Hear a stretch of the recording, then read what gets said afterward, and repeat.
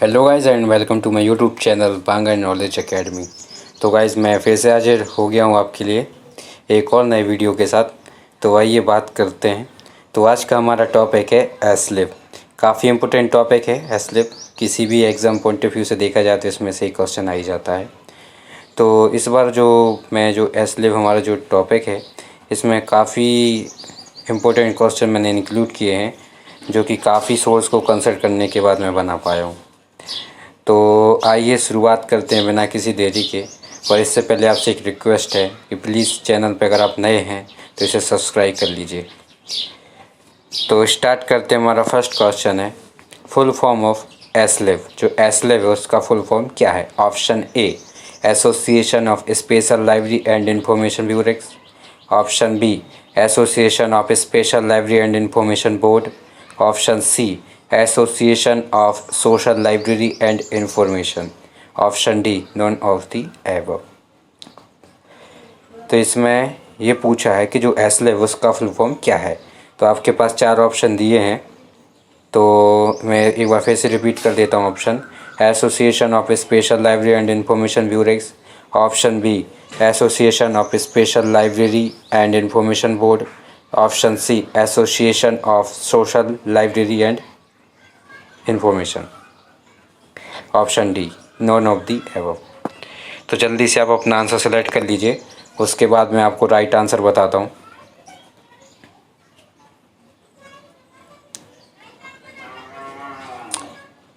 आई hope कि आपने अपना आंसर सेलेक्ट कर लिया होगा। तो इसका जो राइट आंसर है वो है option A association of special library and information bureau. Option A इसका राइट आंसर है। इसके बाद हम बात करते हैं हमारे क्वेश्चन नंबर 2 की। वेरी आईएमपी क्वेश्चन है guys. Aslib established in the year. जो इस्टेब्लिश हुआ था एसलिप कब हुआ था, कब स्थापित हुआ था? Option A 1929। Option B 1927। Option C 1934। Option D 1924। इसमें हिंदी में अगर मैं बताऊं तो एसलिप कब स्थापित हुआ था? आपके पास ऑप्शन है चार। ऑप्शन ए है 1929। Option B 1927। Option C 1934। Option D 1924। तो जल्दी से आप अपना आंसर सेलेक्ट कर लीजिए, उसके बाद मैं आपको राइट आंसर बताता हूँ। लेकिन मुझे पता है कि इसका राइट आंसर आपके पास है, जल्दी से कमेंट करके बता दीजिए। तो इसका जो राइट आंसर है वो है ऑप्शन डी 1924। जो एसलिप है वो इस्टेब्लिश कब हुआ था? 1924 में। इसके बाद हम बात करते हैं हमारे क्वेश्चन नंबर 3 की। Headquarters of Aslib. Option A USA. Option B London UK. Option C India. Option D Singapore. तो इसमें पूछा है जो एसलिप इसका हेड क्वार्टर कहाँ है। तो चार ऑप्शन है आपके पास। ऑप्शन ए है यूएसए।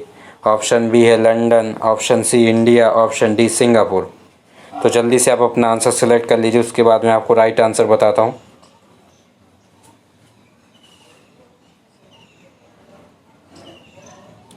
आई होप कि आपने अपना आंसर सेलेक्ट कर लिया है। तो इसका जो राइट आंसर है वो है ऑप्शन बी लंदन यूके। जो एसलिप है ये इसका जो हेड क्वार्टर है वो है लंदन यूके में। इसके बाद हम बात करते हैं हमारे क्वेश्चन नंबर 4 की। New name of Aslib. जो एसलिप उसका नया नाम क्या है? Option A association of information management. Option B association of special library information management. Option C association of special library information bureau. तो जल्दी से बताइए इसका नया नाम क्या है। आई होप कि आप क्वेश्चन समझ गए हैं। तो मैं बता देता हूँ, जो एसलिप था इसका नाम चेंज हो गया है ना। और जो आपके पास ऑप्शन है इनमें से कोई एक है तो आपको सिलेक्ट करना है। एक बार मैं फिर से ऑप्शन बता देता हूँ। ऑप्शन है association of information management. Option B association of special library information management. Option C association of special library information bureau. तो इसका जो राइट आंसर है आई होप कि आपने सेलेक्ट कर लिया है। तो इसका जो राइट आंसर है वो है option A association of information management. जो एसलिप है इसका नया नाम चेंज हो गया है और इसका जो नया नाम है वो क्या है? Association of information management. पहले इसका क्या था? Association of special library information bureaus, है ना। अब इसका चेंज हो गया एसोसिएशन ऑफ इंफॉर्मेशन मैनेजमेंट। इसके बाद हम बात करते हैं हमारे नेक्स्ट क्वेश्चन की। Question number 5, name of this association was change in the which year? Option A 1985, option B 1987, option C 1986, option D 1983। इसमें ये पूछा है कि name of this association was change in, जो एसोसिएशन इसका नाम किस साल चेंज हो गया था, जो है ना, जो है कि एसोसिएशन हमने बात की ना, एसोसिएशन ऑफ इंफॉर्मेशन मैनेजमेंट जो नया नाम आया ये कब आया, और इसमें ये पूछा है कि ये जो नाम है ये कब चेंज हो गया था। तो हमारे पास 4 ऑप्शन है। ऑप्शन ए है 1985, ऑप्शन बी है 1987, ऑप्शन सी है 1986, ऑप्शन डी है 1983। तो जल्दी से आप अपना आंसर सेलेक्ट कर लीजिए, उसके बाद मैं आपको इसका राइट आंसर बताता हूँ।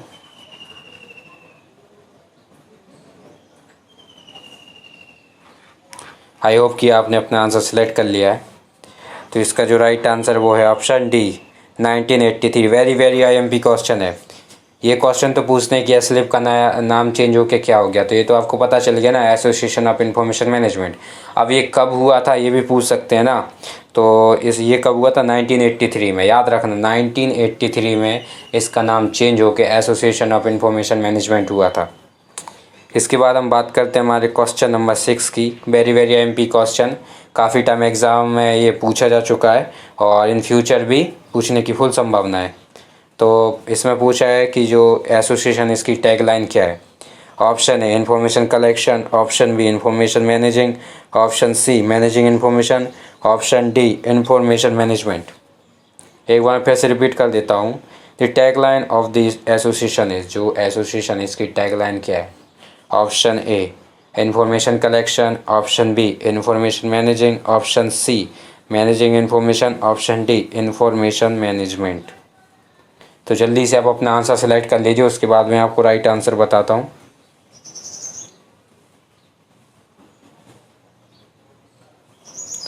आई होप कि आप क्वेश्चन को समझ चुके हैं और इसका आपने आंसर सेलेक्ट कर लिया होगा। खाली इसमें यही पूछा था कि जो एसोसिएशन है उसने उसकी क्या टैगलाइन है। तो उसकी जो टैगलाइन है वो है मैनेजिंग इन्फॉर्मेशन। क्या है? Managing information. काफ़ी टाइम क्वेश्चन ये पूछा जा चुका है एग्ज़ाम में कि जो एसलेव है इसकी टैगलाइन क्या है ना।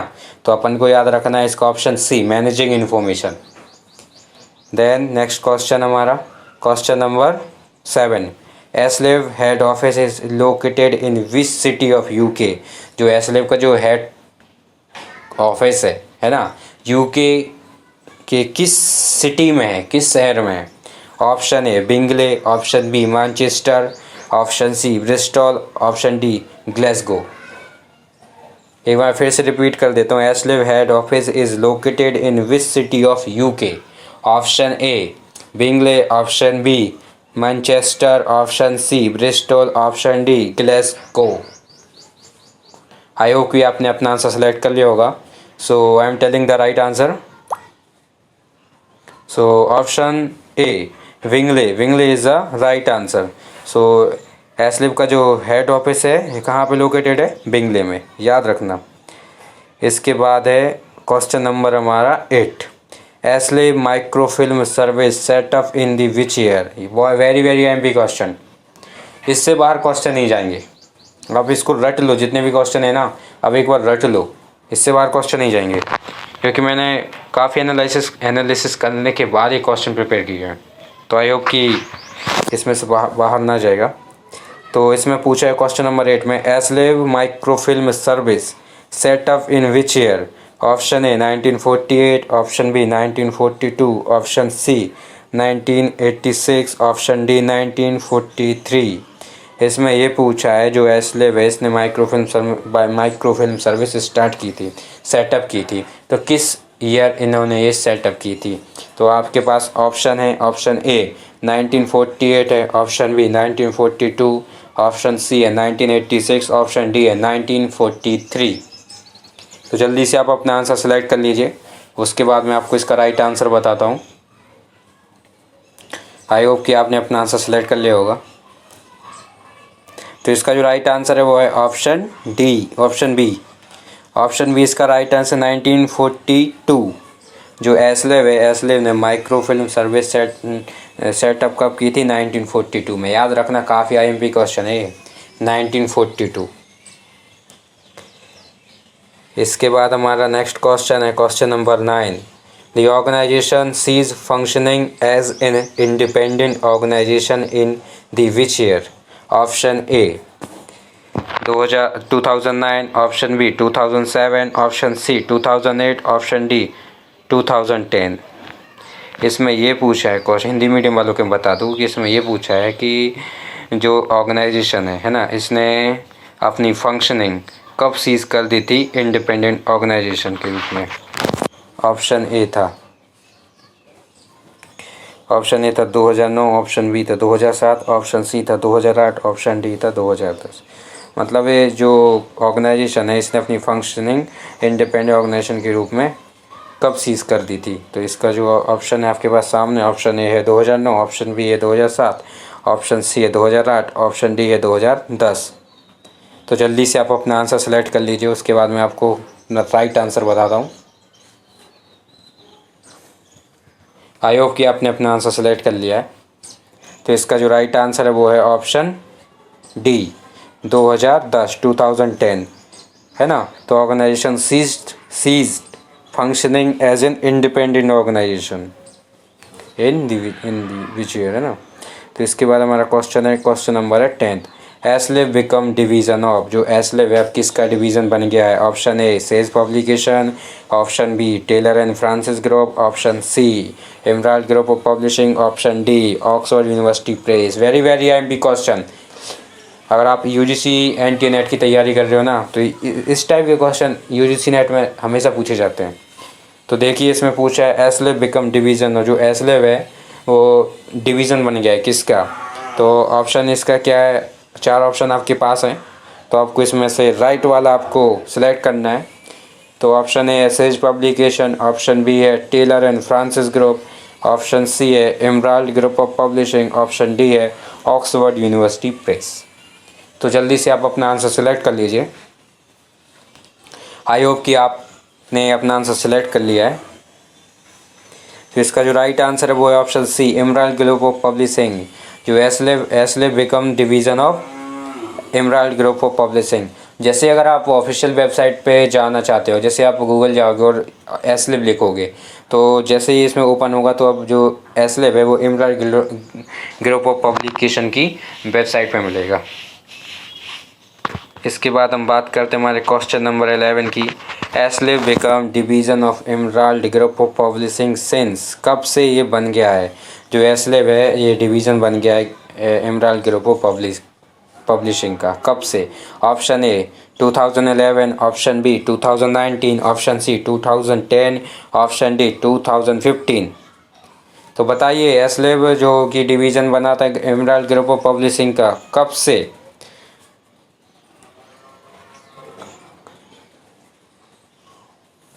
तो इसका जो राइट आंसर वो ऑप्शन सी 2010 याद रखना। इसके बाद हम बात करते हैं हमारे क्वेश्चन नंबर 12 की। Aslib directory of information source in the United Kingdom first published in the which year? Option A 1976, option B 1974, option C 1945, option D 1928। इसमें पूछा है जो Aslib directory of information source है ना, जो कि कहाँ पे है? यूनाइटेड किंगडम में। कब ये पब्लिश्ड हुई थी, किस ईयर हुई थी, है ना। तो अपने पास 4 ऑप्शन है, इसमें से इसका राइट आंसर बताना है। तो जल्दी से आप अपना आंसर सेलेक्ट कर लीजिए, उसके बाद मैं आपको इसका राइट आंसर बताता हूँ। आई होप कि आपने अपना आंसर सेलेक्ट कर लिया है। तो इसका जो राइट आंसर है वो है ऑप्शन डी 1928। याद रखना, काफ़ी आईएमपी क्वेश्चन है। Aslib directory of information source in the United Kingdom first published in the which year? 1928, है ना। इसके बाद हम बात करते हैं हमारे क्वेश्चन नंबर 13 की। वेरी वेरी आईएमपी क्वेश्चन है। Library hi tech news incorporating online and CD notes is a product of which organization? काफ़ी आईएमपी क्वेश्चन है। Library hi tech news incorporate online and CD note is a product of which organization? Option A ALA, option B OCLC, option C IFLA, option D SLAB।